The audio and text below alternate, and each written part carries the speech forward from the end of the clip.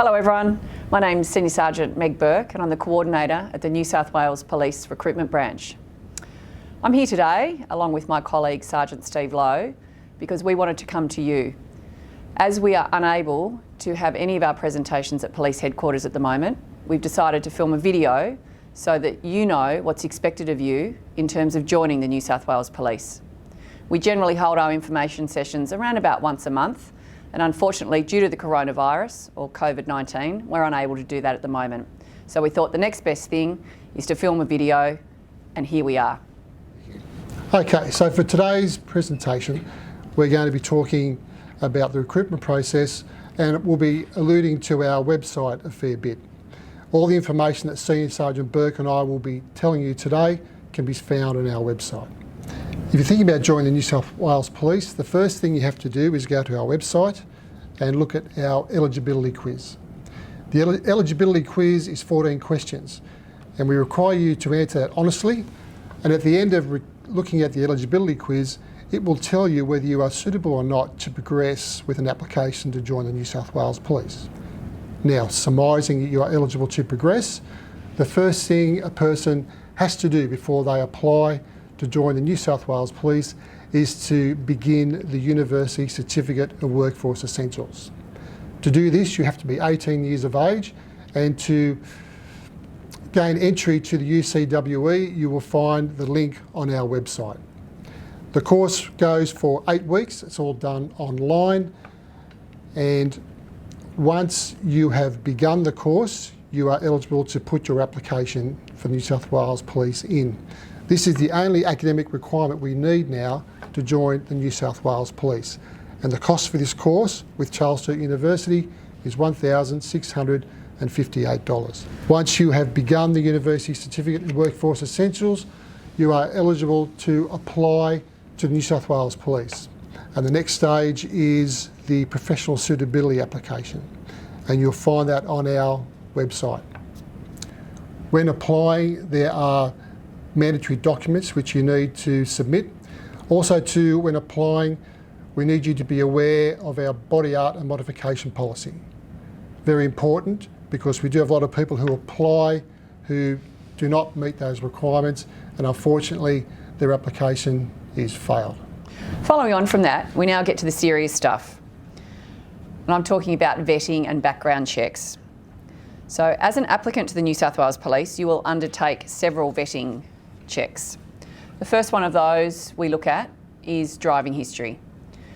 Now, driving history can get complicated, but basically we look at allowing an applicant one infringement for every 2 years of driving. We also look at the recency of your infringement notices and whether you've had an infringement notice in the last 12 months. But basically each case on its own merit. In terms of criminal history, if you have any prior criminal convictions, unfortunately your application will be failed immediately. In terms of associations, and this is a big word that's mentioned a lot throughout the application, we ask you to list any associations you may have in terms of your partners, your siblings, family, friends, and the like. We'll do checks if you've been overseas. So if you've resided overseas for longer than 12 months, over the age of 16, we will ask you for a penal certificate. We will also do residential checks, which is looking into who has resided with you, if you've rented premises, who those people were. We'll look at employment checks, so who you've worked with, your supervisors, volunteer work, and any number of things that you have done in terms of employment. If you've been in the military, the Defence Forces, we will take that into account as well, and we will conduct checks in that respect. If at any stage throughout the vetting process we feel that an applicant is required to be interviewed, we will bring them in for an interview. And the applicant will be interviewed by the General Manager and the Coordinator, being me, and we will ask you several questions in a hope to getting to the bottom of what we've requested you to come in for. In addition to that, and post the vetting, if you get through all of that, we'll start to look at things like your medical and your physical. Obviously, big components of the recruitment process. You will have to undertake a comprehensive medical assessment, and that is with an external provider known as UHG. The medical is going to cost you around about $460, and that's the basic medical cost. If you require reports on top of that, it may cost you more. All the costs associated with the medical are borne by the applicant. We don't pay for any medical costs. The things that they'll look at in your medical are some of your basics, such as hearing, eyesight, musculoskeletal, psychological. An important thing to remember about psychological issues are if you've been on medication, you need to have been off your medication for at least 2 years prior to submitting an application. A few other things that crop up, particularly with the older generation, and I can say that because I'm 50.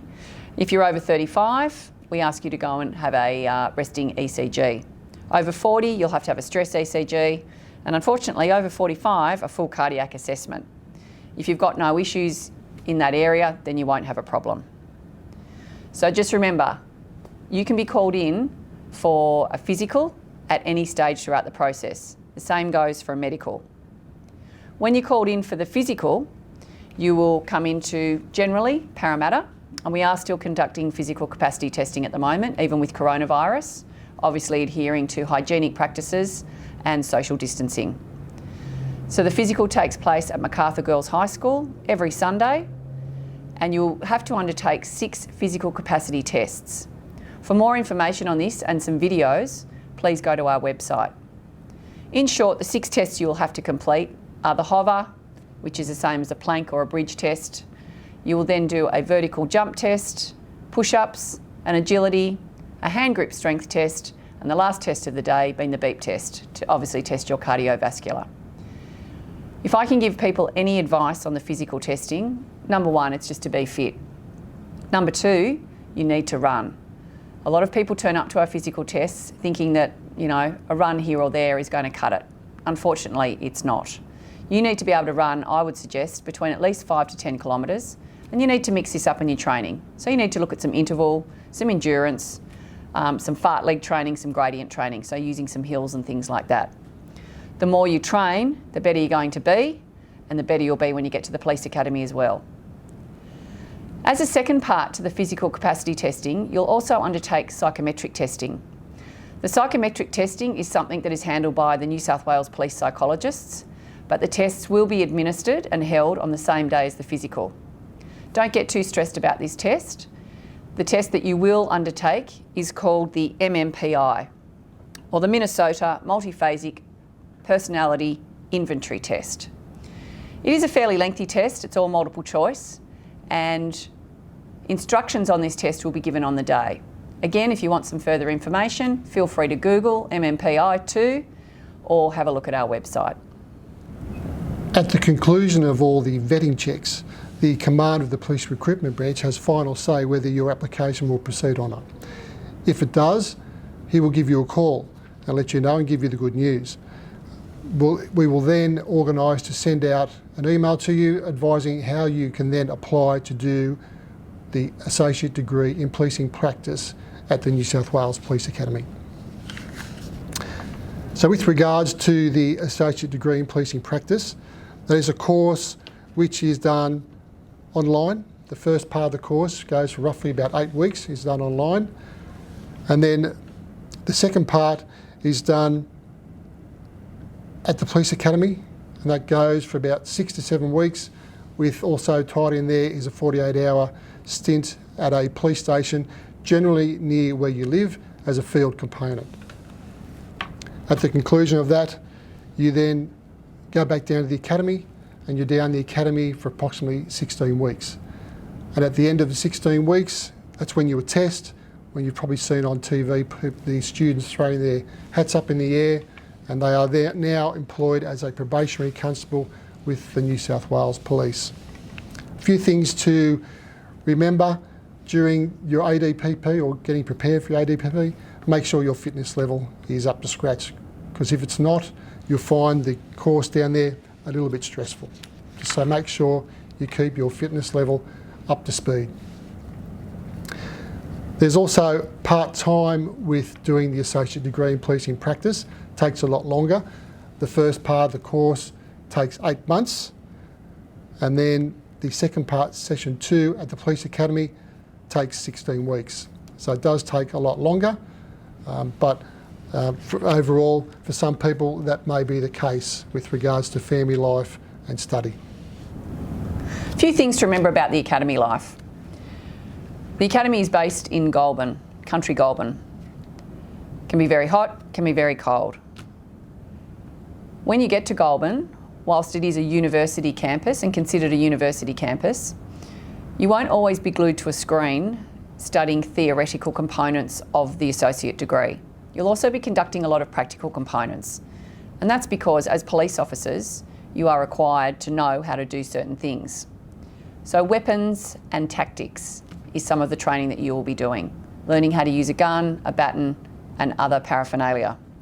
Physical training, as we've said before in this video, lots of running, rope running, lots of strength work, lots of functional movement. Policing practicals, where they will actually put your theory into practice and you will be tested using a police radio, certain other things. Driver training, obviously you have to know how to drive a police car. So again, these components can be very full on when you've got a lot of things to study and a lot of things to do, as well as keeping up with your physical training. So be prepared. When you're at the police academy, you'll also be spoken to about placements. Always something that people are worried about. A lot of people want to go back home to where they've come from. Unfortunately, it doesn't always work like that. You will be given some preferences, but again, that doesn't necessarily mean that you will receive one of those preferences. The New South Wales Police Force is concerned with organisational requirements. So where the needs are is basically where you will be sent. So don't get too stressed about that, but do remember that you are applying for the New South Wales Police Force, which could mean anywhere in the state of New South Wales. Once you attest from the Police Academy in Goulburn, you will be sent to a command or a police area command, and you will commence general duties policing as a probationary constable.